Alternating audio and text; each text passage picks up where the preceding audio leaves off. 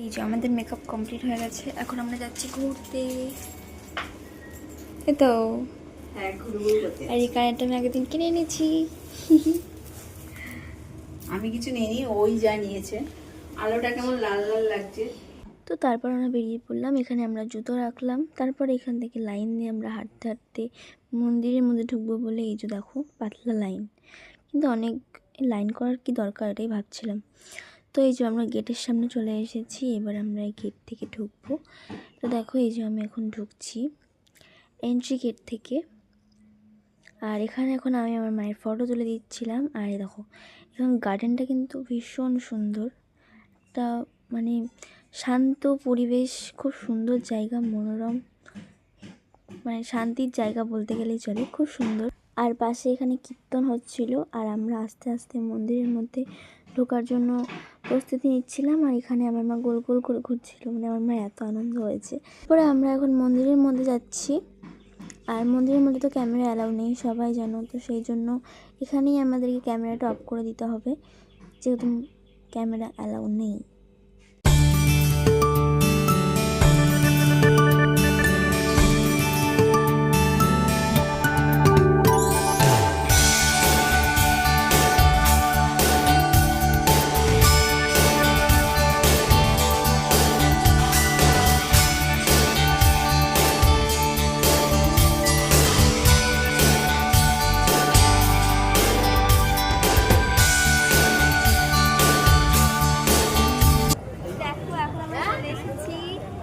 জগন্নাথ মন্দির, আর আমি এখানে বসে পড়েছি, এসে এত শান্তি লাগছে মনের মধ্যে, বসেই পড়েছি এখানে। আর মানি আজকে তিলক পড়েছে, তিলক চন্দনে। মানিকে আজকে খুবই ভালো লাগছে, বুঝেছো। আর এই যে মন্দির, সবাইকে রাধে রাধে। হ্যাঁ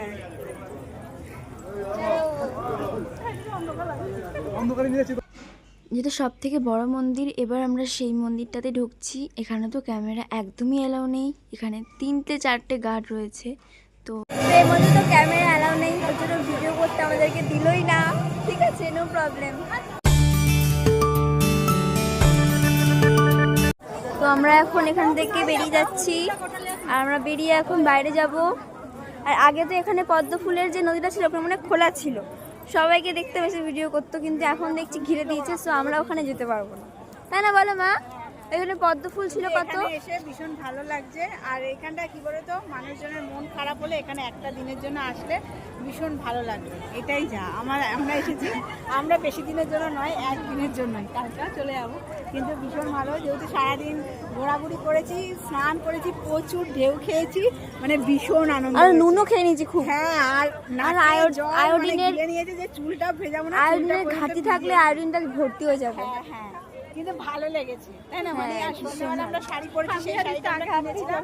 মানে অন্য একটা শাড়ি পরেছে, আমি এই শাড়িটা পরেছি, তা ভালো লাগছে, খারাপ নয়। কিন্তু যেহেতু শরীরটা একটু ভারী, এটা তো মানতে হবে, তাই না? ওই জন্য যেটাই করো না কেন মোটা মোটা লাগে, মোটা মোটা লাগে, যেহেতু মোটা রোগা হতে হবে, রোগা রোগা।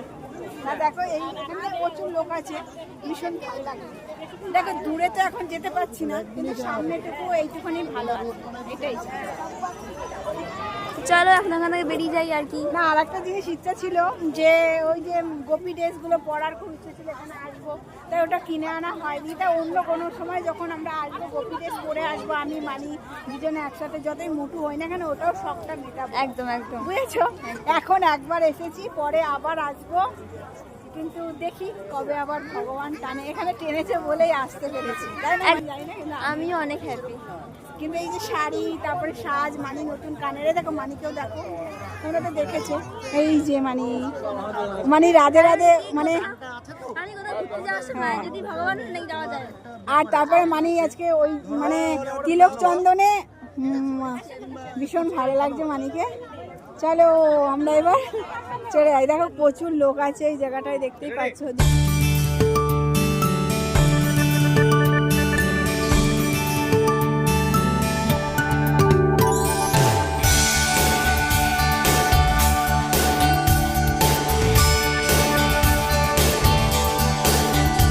তারপরে মন্দির ঘুরে আমরা চলে এসেছিলাম আবার সি বিচে। তো এটা ছিল ওল্ড দীঘা, আমরা যেখানে রুম নিয়েছিলাম সেটা হচ্ছে নিউ দীঘা, আর আমরা এখন বসে আছি ওল্ড দীঘাতে।